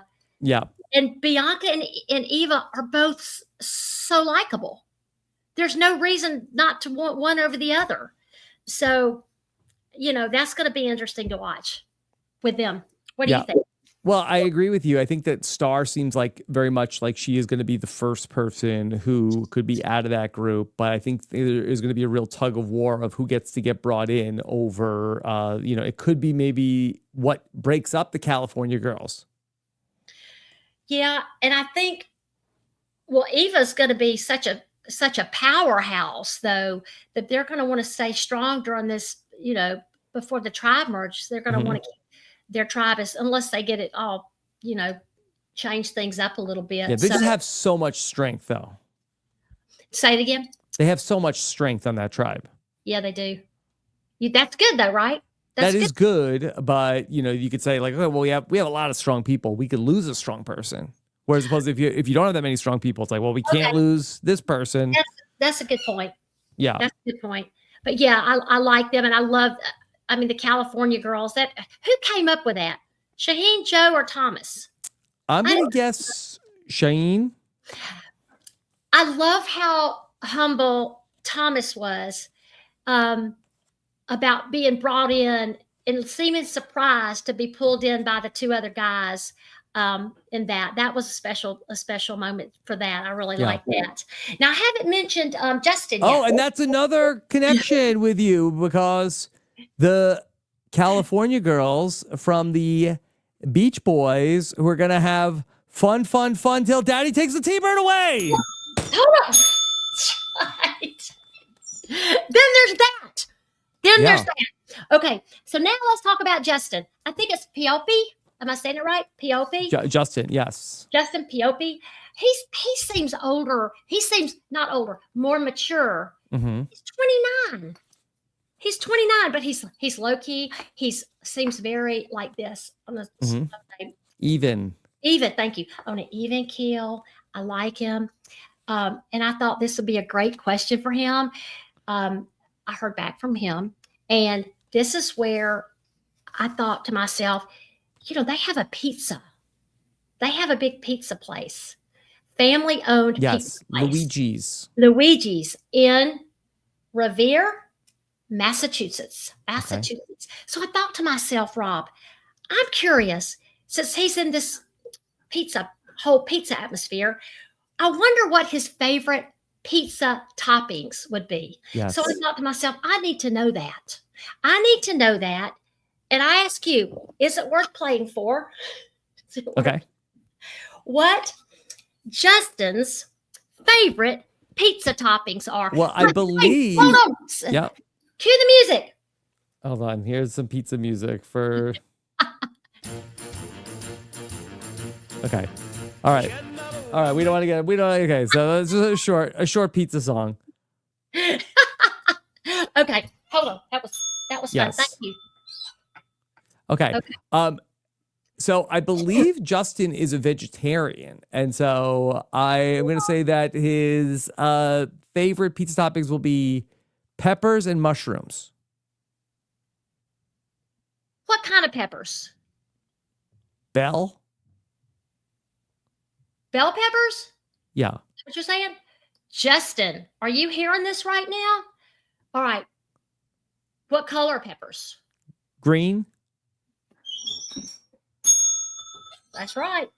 Green bell peppers is one. Wow. Well, I only say that because he's on the green tribe. Yeah. I'm impressed right now, but you were smart to say to yourself, well, you said it out loud, he's a vegetarian. So that pretty much took out everything I would have guessed if I was trying to guess. All right. He sent me, there's 2 of his favorite toppings. One is green bell peppers. Yeah. What is the other? I said mushroom. I said mushroom, but maybe not mushroom. Pineapple. Onion. Yeah. Yeah. Pepper and onion, that goes together. Yeah. So I want to show you this. Justin is a sweetheart. He doesn't want to deal with me, right, Rob? You've been I dealing. think he wants to deal. Why wouldn't he want to deal with you? I kind of just say that, but you and Sam been dealing with me for almost 6 years now. No, He's probably we get to deal with you. all right. Well, okay, that was sweet. So I thought I'd already said hello, and he said, he said hello, and I thought I gotta. Not only did he answer green bell peppers and onions, he sent me a whole thing about pizza. What's the recipe? Look at this. Yeah, it's so cool. So, he just said, this is interesting what he said. I'm gonna really fast because he took the time to send this to me. He said you can judge a lot in the mail. No, he messaged me. Okay. I just wrote it down so I could share it. Ah, that's you. Well, you were holding up the written note. I was like, oh my God. Do people write letters anymore? You do. No, okay, that's true. Okay, so for one thing, it's a pizza pie. But he said you can judge a lot about pizza by the ingredients the shop uses. He said it sounds corny or cheesy, but when there are so many toppings on a pizza, it will mask what's important, i.e. the quality of the oil used, the tomatoes, if cheese is shredded in-house or brought in. I mean, who thinks of this? I'll tell you who thinks of this. A company that's been in business for 44 years in Revere, Massachusetts. Not as long as T-Bird's been at Delta. I know. Hold up. Happy anniversary, Delta. Okay. So another thing too, he said, just so everybody knows, if you leave it in the oven an extra 2 minutes, it will get the crust, a nice crust, and it will draw the moisture out of the vegetables. Who knew? This is from a pizza maker. Is that what you want? I don't know, but he said it. He said it also. I just thought I'd share it. And he also wanted to say that every week at Luigi's in Revere, Massachusetts, he's having watch parties for friends and fans. I know somebody who went to one. Customers, if they're looking for a place to watch. So okay, check it out. Is an invitation. Wednesday nights at Luigi's. T-Bird, I'm an amateur pizza maker. What? Okay. I bet you. Okay. Do you make your own dough? I do make the dough, yes. Okay, because it's easy to buy it. That you make it is very It is easy to buy it. I really feel like that the pizza comes out good, but I find that I really enjoy having something to do, the activity of like doing it here at the house. That my younger son likes it. It's it's a hit. Everybody likes it. It's something to do. You got to get all the stuff out. So it's a crowd pleaser here, and so I enjoy it. But Rob, probably too, boys like it. Well, I know why Nicole likes it. She don't have to cook. But the boys like it because, or maybe Nicole too, y'all are all hands-on, so you're doing it as a family. Yes. And that is, it's so hard for family to have time together anyway, as busy as I'm sure you and Nicole, as busy as you are. So I'm sure they love it for that. Now, your sauce. Do you make your own sauce? No, I don't bother with making the sauce. Oh, Justin, did you hear that? I know people like, and Italians like, what you make a jar sauce? You take a sauce out of the jar? Forget about it. But it's too much work. All right. Well, that's okay that you make your dough, and that's a lot of work too. So that you do that. What are the topics? Because I would think you and Nicole look like y'all could possibly be vegetarian. No, Nicole's no. I don't know how to take that. So no, I'll pepperoni is a crowd pleaser, sausage, meatball, that's all good. But what I actually really do like is the barbecue chicken pizza. You mean to buy it out somewhere or to make it at home? I make it here. Yeah. Okay. And you use barbecue sauce instead of tomato sauce. Oh, okay. That sounds delicious. Yeah, it comes out very good. But I'm not running Luigi's Pizzeria over here. Yeah, well, it sounds like you could. But look, T-Bird, if you came over and we were entertaining, it's a great thing to do. Of like, hey, let's make a bunch of pizzas. You tell me what kind of pizzas you like, and let's make a bunch of pizzas. Let's make 4 or 5 pizzas. And you could tell a lot about person with David. I think David would agree. I think you could tell a lot about by somebody with what ingredients they have on their pizza. So let me tell you what I like. And I got a feeling you would probably not want to have this in the house. Okay. Was it anchovies? I love anchovies. I've never had it. You've never had an anchovy? Have you had No. a sardine? A sardine? I don't think so. Sushi? Yes. Well, it's not exactly the same. I mean, it's pretty fishy, but yeah, Glenn's not big on the anchovies at all. Mm-hmm. But I like the anchovies, jalapeno peppers, Wow. not pickled, not pickled. Okay. Fresh jalapenos. And I like pork sausage. Okay. So you could do the pork sausage, you could do the jalapenos, but you're probably not going to want the anchovies. Nicole's I'm not going to want the jalapenos. Oh, you're not? No. You scared of them? Are you scared of jalapenos? I wouldn't say I'm scared. I just don't like them. You don't like them? Okay. I like that. I like jalapenos. That's the neat thing, Rob. I mean, I'm learning something about you. Yeah. That you like to make pizzas. I didn't know this. Yeah. Make them on the barbecue. Like you have a green egg? No, I don't have the green egg. I have a stone that goes on the barbecue, and there's like a metal thing that goes on top of it. It's not like a super fancy setup. So you usually just do one big one for the family, kind of divide? No, I'll make my wife's had her whole family here over New Year's. I made I made 5 or 6 pizzas. Well, I guess if it's just us, I'll make 2. Right. I bet you were a hit. It was a hit, yeah. It was a big hit. Mm-hmm. Yeah, like I said, if nothing else, and the boys are going to remember always when Daddy made pizzas. Mm-hmm. So that's a neat thing. All right. I'll tell you, it's a cheap night also. Yeah. Yeah. Okay. You know? What do you have with it? Do you make a salad? No. My family, look, they're not going to eat it. You put spinach? I like spinach on the pizza too. No, I get my share of spinach, but nobody is going to eat that here. Nicole eats spinach. No. She's T-Bird. She eats like a baby. She doesn't eat much. She does not really try a lot of exotic things. Oh, she's like, okay. Does she eat healthy? No. Really? That surprises me. Because she's so into fitness. Mm-hmm. And that's okay. You can be into fitness and whatever.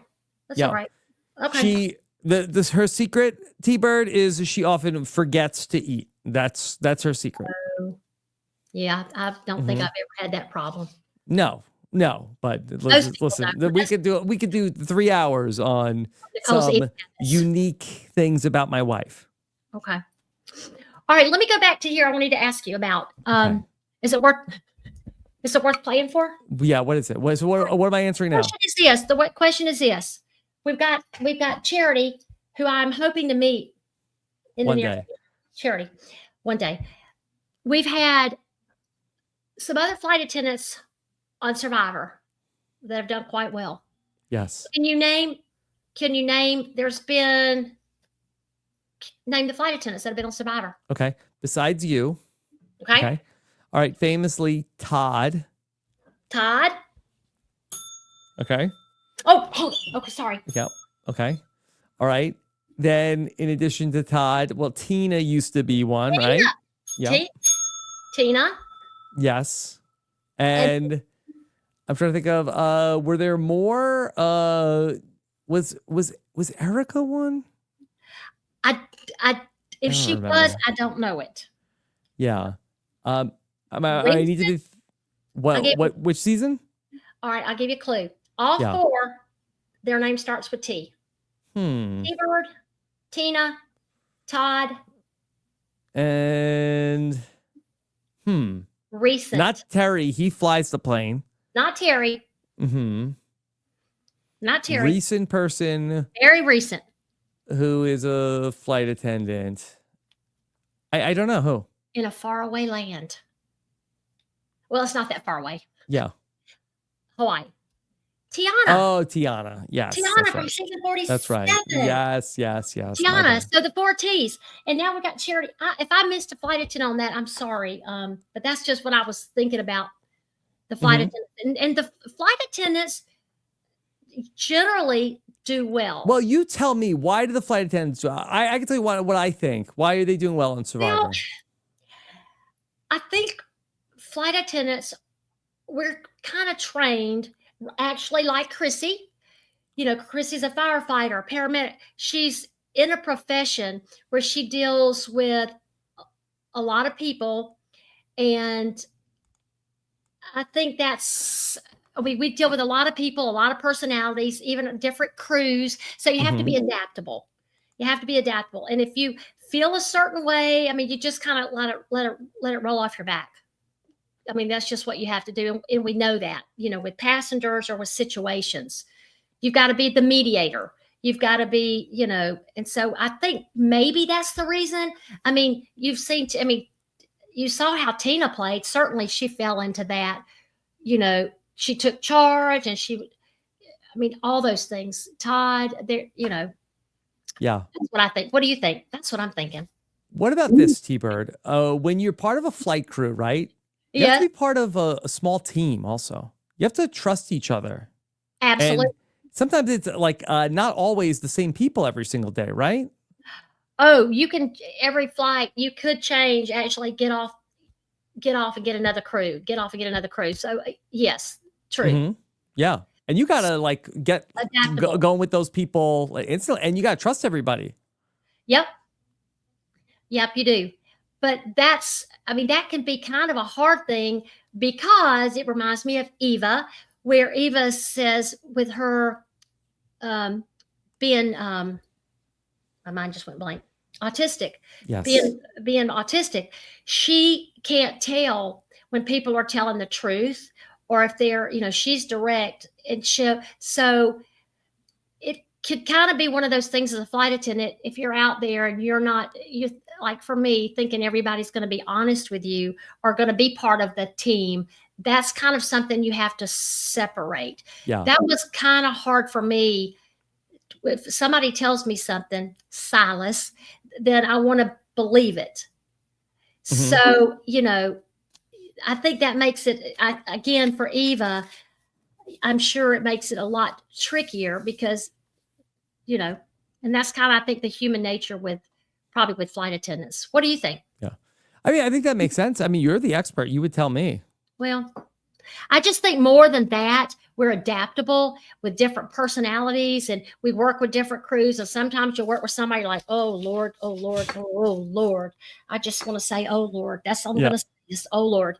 And then I know, well, after this flight, just do what you do. Where some flight attendants working with the same person on the same crew may approach them and I'm like, why would you do that? It's just not worth it. So you kind of think you have to read the room. Read the room. I think flight attendants can read the room. Which is where I'm curious to see what Charity does. Since they kept showing her under a tree, I'm thinking, no, that's not Charity. Well, a lot of people picked her to win, and she got off to a slow start. So we'll see if she can bounce back. I didn't know that. I didn't see anything about who people had picked. I was thinking, no, I'm not going to say that. I was thinking the guy might win this one. There's a lot of great females. There's a lot of great guys. There's a lot of great guys. Did we talk about every person? Because I believe so. Every person in here. Much to Glenn's chagrin, I believe we did. I think we did too. Because I'm wondering if there's anything special I wanted to say. Because I think they're like. I think you got everybody. Laugh, seriously. Just think. I'm looking just really, really quickly. Oh, Jeff, let's talk about Jeff for a minute. Yeah. Jeff. So, In the Hands of the Fans. Yes. Season 50. Jeff had on a black shirt instead of light blue. He did. Yeah. Do you want to vote on that? Should the fans vote on what color shirt Jeff has? Might as well. In the Hands of the Fans. What color shirt should Jeff wear for season 50? I think people like blue. Yeah. I think we're used to seeing him in blue. I think it's great, that he's letting people the fans have a say. I think that will pull. I mean, people are probably already pulled in. I mean, it's still a very popular show. Did I mention casting? Did I mention unsung heroes who I think are just you sung them? They're not unsung anymore. Who I think are like unbelievable. Yeah. Yeah. So, okay. Are you ready to put up the landing gear? You mean put it down? Yeah, we're going to bring this podcast down to the ground. You mean put it down? Is that what we say? Is that what we say? That's if you pull it up, you're taking off. Okay. Put it down. If you got to put it down. I mean, we put it down pretty hard here tonight. I think we did. Yes. Did I mention that I love this cast? Yes, you did. No, and you did such a great job tonight, T-Bird, going through everybody and talking about some things that even after all these podcasts and all this conversation, things that I wasn't even thinking about. Well, I think it's going to be interesting. I'm already again. I mean, I knew we were going to do this podcast, so I really wanted to know about You these did your people. homework. Well, I thought it was important for them. I thought it was Yes. important for them, and you know, I'd love to see. I think there's a lot of duos. Didn't Jeff say? I thought I heard this was going to be a season of duos. Season of duos. He talked about that, but they don't all work out. He said. Yeah, and I think we've seen that. I think we mentioned Eva and Joe, Camilla and Kyle, Thomas and Bianca. Mm-hmm. Who else? Kevin and Mary. Mm-hmm. Oh, well, there's Kevin, Cedric, and Justin. I mean, there's just a lot of little groups that, I mean, it seems like within 3 days, these people really bonded. And it seems they're off to the races. It seems like sincerely bonded. Mm-hmm. So, yes, I'm excited. Very excited. Hey, Rob, guess what? My mom, and I know we're coming down, we're putting the landing gear down. Yeah. My mom has said a few times that she's been listening to you. Oh, like, real? I know.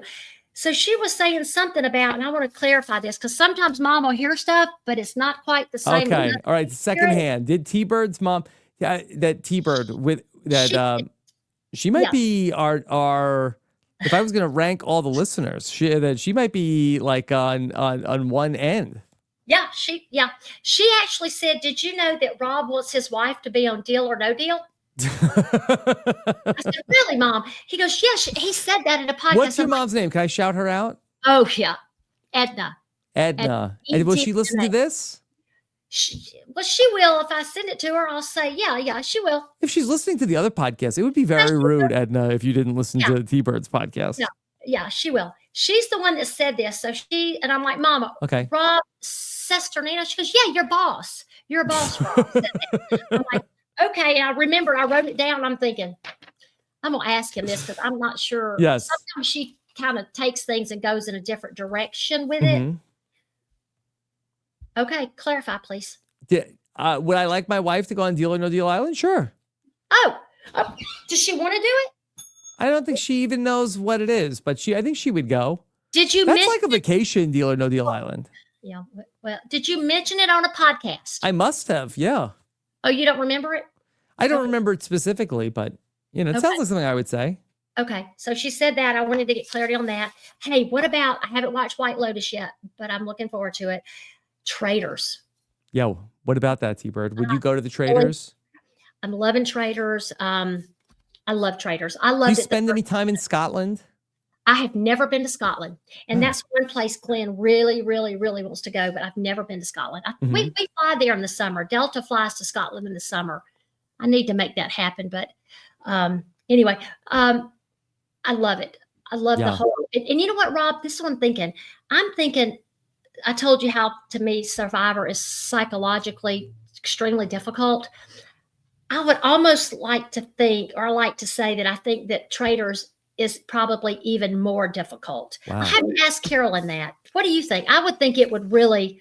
I think I've seen her say that she thought it's harder than Survivor. That's what Carolyn said? I believe so. You'd be so good at the Traders. Well, I don't know. Make you a trader. I don't know about that, but when you come to the point where you have to, anyway, I'm really enjoying. Lex had no idea you were the trader. My time on Africa would have been a whole lot shorter had Lexa found out about that. Yeah. Hey, I got to show you, Rob. I got a new addition to my Survivor shrine. See right here. I don't know if it's to your left or right. I've got my Survivor Africa torch. You got the torch. Okay. All right. Let me ask you this, T-Bird. Did a person reach out to you to sell you your torch? I can't wait to tell this very short story. Okay. Canada Pop Sports, and he's on Twitter. Canada Pop Sports had my torch. Oh. And he had my torch from the very beginning. Right. He had it. It was he's like a sports, what do you call it? what is stuff Memorabilia. sports memorabilia. So he bought it. For some reason, I don't know if he reached out to me, but somebody did and told me they knew where it was. Yes. And Okay. I knew it was in good hands. I never reached out. But then somebody last spring or last summer, after we did Talking with T-Bird, after that, somebody reached out to me and said, this gentleman has your torch and he's got it posted to sell it. And I thought to myself, I got to reach out. So they never gave me the information. I'm thinking that's kind of a big deal. My torch. It's your torch. Do you have your torch? So T-Bird, how much you have to pay to get it? We'll get there. Okay. Yeah. So I don't have my torch, but recently, like within the last 2 weeks, I never heard anything ever about my torch. Somebody reached out to me on Facebook that they wanted to sell me my torch. Do you think it's real or a scam? I think it's real. Did he or she send you a picture? Yes. Okay. So you believed it. From which one? Amazon or All Stars? Amazon. Okay, which probably is the one you more valuable. Yes. Right. Yes. More sentimental. All right. So I reached out to this gentleman. His name is Jason. I know he's not going to mind me saying this. His name is Jason. I said, Jason, I hear you've got my torch, and I'm just curious to see, what you're wanting for it. And I am. I'm going to get emotional for sure on this one. Jason told me that he had bought the torch back when him and his daughter were watching Africa together. And she had health problems. And it pulled them together watching Africa. He said, my daughter now is 26. It has served our purpose for our family. It needs to be in your family. He gave me my torch for nothing. Wow. He sent it to me. Kindness. I mean, I would have paid for the torch. He paid for the torch. He didn't want anything. He just said, it's to be in your family now. Yeah. So I said, Jason, I will not sell this torch. Not that anybody would want to buy it. Yeah. I said, I will not sell this torch. I said, now what my kids do with it when I'm gone, that's a whole nother story. I said, but thank you. Yeah. Very, very kind. T-Bird, that is so much better than my story. Tell me your story. I was connected with somebody from a Survivor alumni. They have my torch. I said, okay, great. And so I connected with this person on Facebook, and they asked me like, hey, I've got the torch. Like, are you interested? Yeah, I'm interested. And I asked, well, how much do you want for it? And they said, well, let me turn it around and ask you, how much is it worth to you? Oh, they said. And they said, my guy, not as much as you think it is. Okay. And the price point was expensive. I'm trying to put it in without getting into let me see, like what I think I could have bought a major appliance for my house for the amount of money, and it's like not worth it to me. It would be nice to have. Okay, but yes, and you don't. If you're not comfortable, all right, yes. I'm going to say they were asking between $45,000 to $5,000. Not that much. So about $2,500 for my torch. Yeah, well, that is what I said. My wife would leave me instantly if I told her I spent $2,500 on my Survivor torch. Wow. Not worth that much to me. Well, I didn't expect for him to send it to me. I mean, I didn't expect that. But another thing about Jason with Canada Pop Sports, he also said to me, T-Bird, oh gosh, I need two people. He said, I also have Nick Brown's torch. Okay. Oh God, there's one more. Oh, I'm going to be. Wish this guy had my torch. I know. He said, I'd like to give Nick his torch as well.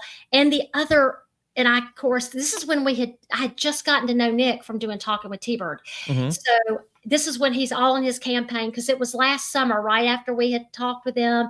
I said, Nick, I just got my torch from this gentleman, sweetheart, and he would like for you to have your torch as well. I just paid for the shipping. Yeah. whatever the Okay, shipping. that's fair. Oh, right. Yeah. So, well, I would have paid for the torch, but anyway, so I need to follow up with Nick now that he's probably slowed down a little bit from the election to make sure he followed through, because I know Nick did want it. Yeah. Of course, you want Australia, your torch from Australia. Sure. I need to follow up with that to see. Can I tell you the annoying thing though? That the ultimate buyer is going to end up like, who's going to spend more than I was for this? Well, Rob, really? I don't know. I think you'd be surprised. I mean, I mean, I don't know. Like, what do you don't like? agree with this, and you don't have to agree. Just, hey, sit on your hands. Look, sit on your hands right now. Stephanie, tell him to sit on his hands. You're an icon in the survivor community. No, Yeah. you're on your hands. You're on your hands. Mhm. You're an icon in the survivor community. And what you've done, I'm not even going to get emotional again. This has been an emotional night. You have brought this community together in ways more than just me reaching out to these 18 people. You have touched so many lives over all these years.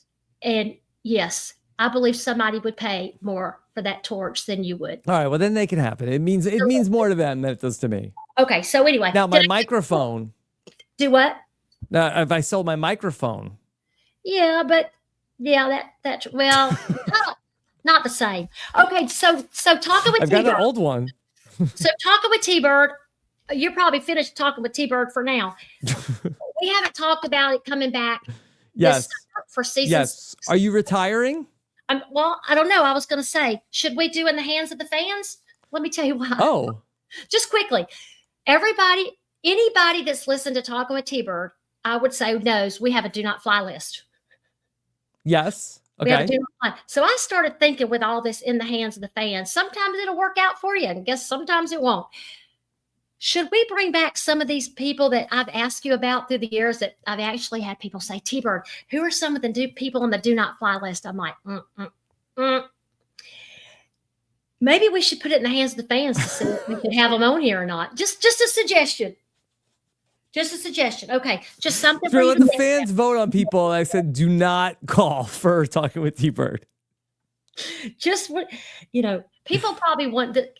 I'll just say this. People will wonder, well, why would Rob have somebody on the do not call list? I'm like, well, he's just not sure. He's not sure what direction they might go in. And guess what? We have had one or two that have gone off in a different direction. Have I been wrong, T-Bird? When I say T-Bird, I don't know about this person. You're like, Rob, trust me. This person's going to be great. Okay. You can't see my little list here? I've got 4 names that you said no go. Yeah. But I got them. Because the first 2 were like an accident. Yeah. I'm not going to say them out loud. The first 2, it was an accident. I got them because I was going to surprise you. And you're like, T-Bird. Yeah. Honestly, I don't even remember who the people are that I said no to. Give me one of them. Tell me one of the people. Out loud? Sure. Give me their initials. S-R. SR. Okay. It was a season that I thought I was going to be on. Okay. Yeah, I hear you. Okay. He was fabulous. Mm-hmm. The fans loved him. I remember it went beautifully. It really, really went well. Yeah. And you want one more? Sure. These are the people we actually did talk to. We did, but you weren't sure. Yes, but I was like, I don't know how it's going to go.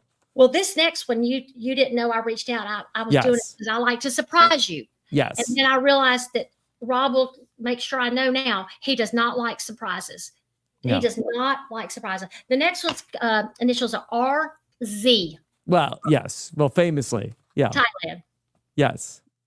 And I think that went well. I think it brought y'all together. Mm-hmm. I think it was good. Yeah, I think it was good. It was good. And then, well, there was one that you said not to get, and then you told me go ahead and get them, and now that was a disaster. And I'm like, I'm not going to mention that. That went in all kind of directions. I don't know what happened. It was like, look, Rob, it was like popcorn all over the place. Like here, it went in all kind of directions. So yeah. Anyway. Okay. All right.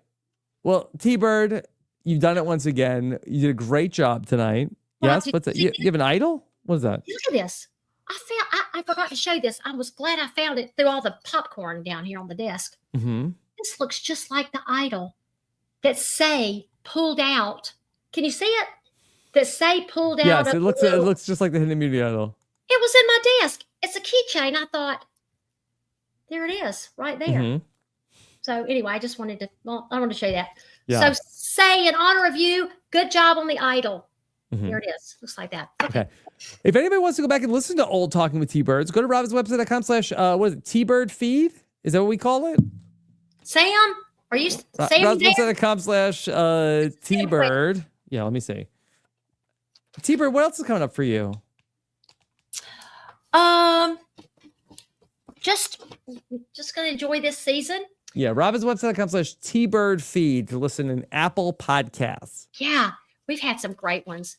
Oh God, or search for Talking with T-Bird wherever podcasts are sold. Yeah, you could listen to our latest podcast with Zoe Zanadakis. I got a T-shirt from Zoe. It's just a little too small. I'm a Marge. Yeah. I'm a very tough shirt size to nail, T-Bird. Sometimes I get mediums that are too small and larges that are too big. And sometimes, Zoe, what a sweetheart. Do you know, so you got a large, but you needed a medium. Yeah, and I tried to give it to my wife. I was like, hey, do you want this Zoe? This Zoe Zanadakis T-shirt? My wife's like, I don't want that.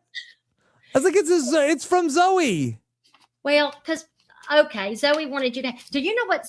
I probably shouldn't tell you this. Do you know what Zoe sent me? What? Lobsters, fresh lobsters from Maine. Look at you, T-Bird. Well, but Rob, all I got is a crummy T-shirt that doesn't fit. No, it was a special T-shirt. She loves you. We built such a rapport. I mean, I've been working, Rob. I know. You like 3 years. Yeah. I mean, I worked. Gosh. Oh. Anyway. Yeah. All right.